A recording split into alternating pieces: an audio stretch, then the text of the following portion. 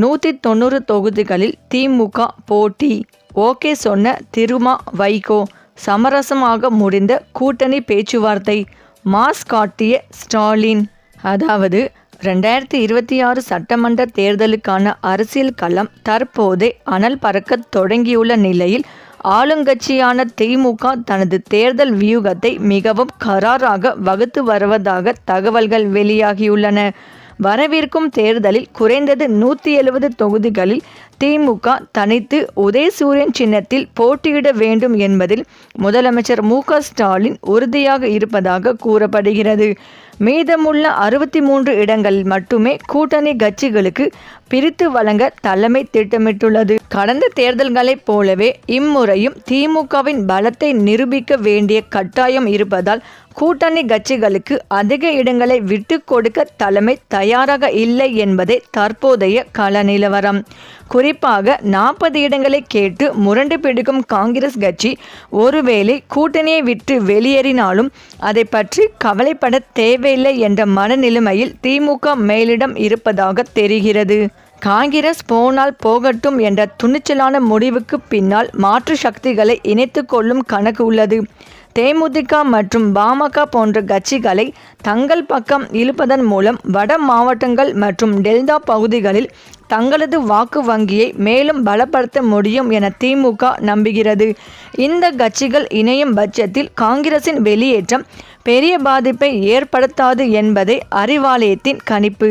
மறுபுறம் அதிமுகவில் இருந்து ஓரங்கட்டப்பட்டுள்ள ஓ. பன்னீர்செல்வம் மற்றும் அமமுக பொதுச் செயலாளர் டிடிவி தினகரன் ஆகியோரும் திமுக கூட்டணியில் சேர தயாராக இருப்பார்கள் என்ற பேச்சு அரசியல் வட்டாரத்தில் பலமாக எழுந்துள்ளது. இவர்களை சேர்த்து கொள்வதன் மூலம் தென் மாவட்டங்களில் எடப்பாடி பழனிசாமியின் செல்வாக்கை சிதைக்க முடியும் என திமுக வியூகம் அமைக்கிறது.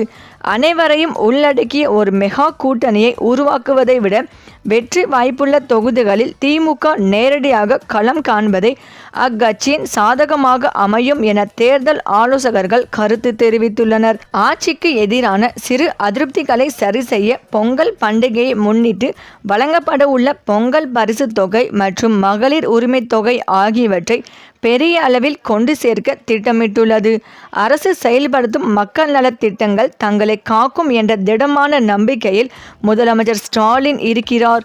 வருவது வரட்டும், பார்த்து கொள்ளலாம் என்ற மனநிலையில் எதற்கும் அஞ்சாமல் துணிச்சலான முடிவுகளை எடுத்து வரும் அவர் தேர்தலுக்கு முன்னதாகவே மக்களின் ஆதரவை தன் பக்கம் திருப்பும் அனைத்து வேலைகளை முடுக்கிவிட்டுள்ளார். திமுகவின் இந்த 170 தொகுதிகளின் பிடிவாதம் கூட்டணி கட்சிகளான விசிக மற்றும் இடதுசாரிகளிடையே சலசலப்பை ஏற்படுத்தினாலும் இறுதியில் அவர்கள் திமுகவின் தலைமையை ஏற்பார்கள் என எதிர்பார்க்கப்படுகிறது. இடங்களை பகிர்வதில் இழுபறி நீடித்தாலும் பாஜக மற்றும் அதிமுகவை வீழ்த்த வேண்டும் என்ற பொதுவான நோக்கம் அவர்களை ஒன்றிணைக்கும். ஆனால் இம்முறை பேரம் பேசுவதில் திமுக மிகவும் கராராக இருக்கும் என்பதால் கூட்டணி கட்சிகள் தங்களது எதிர்பார்ப்பை குறைத்து கொள்ள வேண்டிய சூழல் உருவாகியுள்ளது. இது திமுகவின் ஆளுமையை வலுப்படுத்தும் ஒரு நகர்வாகவே பார்க்கப்படுகிறது. முடிவாக 2026 தேர்தல் என்பது திமுகவின் எதிர்காலத்தை தீர்மானிக்கும் ஒரு வாழ்வா சாவா போராட்டமாகும். இதில் கூட்டணி கட்சிகளின் தயவை மட்டுமே நம்பியிருக்காமல் தனது சொந்த காலில் நின்று தனிப்பெரும்பான்மையை பெற வேண்டும் என்பதில் ஸ்டாலின் மிக தெளிவாக இருக்கிறார். நிர்வாக ரீதியான அதிரடி மாற்றங்கள், IAS IPS அதிகாரிகள் பணியிட மாற்றங்கள் என அனைத்தும் இந்த தேர்தல் வெற்றியை நோக்கியே நகர்த்தப்படுகின்றன. எத்தகைய அரசியல் மாற்றங்கள் வந்தாலும் அதை எதிர்கொள்ளும் வலுவான கட்டமைப்புடன் திமுக தயாராகி வருவதால் தேர்தல் களம் இப்போதே உச்சக்கட்ட பரபரப்பை எட்டியுள்ளது. மேலும் வரும் சட்டசபை தேர்தல் மிகவும் கடுமையாக இருக்கும் என எதிர்பார்க்கப்படுகிறது. கட்சிகளுக்கு இடையே கடும் போட்டி நிலவுகிறது. திமுக ஆட்சி அமையக்கூடாது என்பதில் அதிமுக கூட்டணி தீவிரமாக செயல்பட்டு வருகிறது. இதற்காக பல வியூகங்களை வகுத்து வருவதாக கூறப்படுகிறது. தேர்தல் பணிகளை கண்காணிக்க 8 மண்டலங்கள் பிரிக்கப்பட்டு ஒவ்வொரு மண்டலத்திற்கும் அமைச்சர்கள் மற்றும் திமுக நிர்வாகிகள் பொறுப்பாளர்களாக நியமிக்கப்பட்டுள்ளனர். கோவைக்கு செந்தில் பாலாஜி பொறுப்பாளராக நியமிக்கப்பட்டுள்ளார். சமீபத்தில் நடைபெற்ற தேர்தல் ஒருங்கிணைப்பு குழு கூட்டத்தில் கடந்த தேர்தலில் கூட்டணி கட்சிகள் பெற்ற வெற்றிகளின் அடிப்படையில் தொகுதி ஒதுக்கீடு செய்யலாம் என மூத்த நிர்வாகிகள் தெரிவித்துள்ளனர். இதன் அடிப்படையில் திமுக 170 தொகுதிகளில் போட்டியிட முடிவு செய்துள்ளது.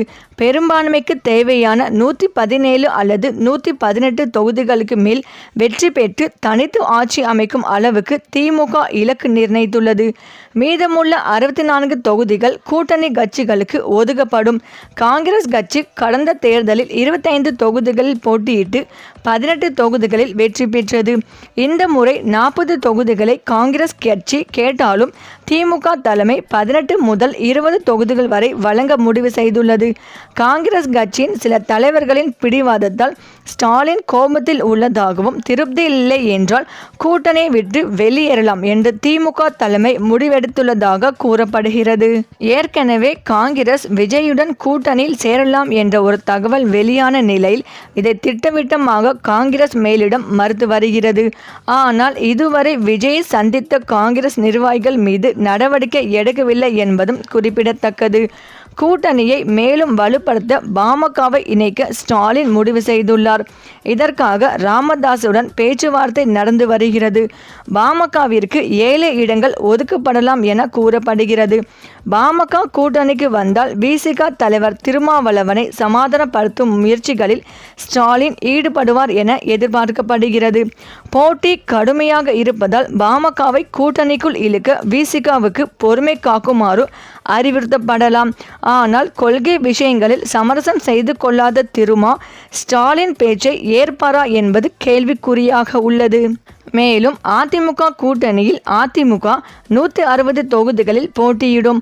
மீதமுள்ள 74 தொகுதிகளில் கூட்டணி கட்சிகளுக்கு ஒதுக்கப்படும். இதில் பாஜகவிற்கு 23 தொகுதிகளும் பாமகவிற்கு 23 தொகுதிகளும் ஒதுக்கப்படலாம்.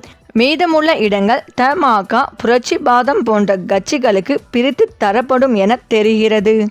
மேலும் தமிழக அரசியல் சில நேரங்களில் ஓட்டுகளை விட சில கட்சிகளின் கூட்டணி முடிவுகளை தேர்தலின் திசையை மாற்றிவிடக்கூடும். அந்த வகையில் இன்று தேமுதிக எடுக்க போகும் கூட்டணி முடிவு அதன் எதிர்காலத்தை மட்டும் அல்ல, 2026 சட்டப்பேரவை தேர்தலின் அரசியல் சமநிலையை தீர்மானிக்கக்கூடிய ஒன்றாக மாறியுள்ளது.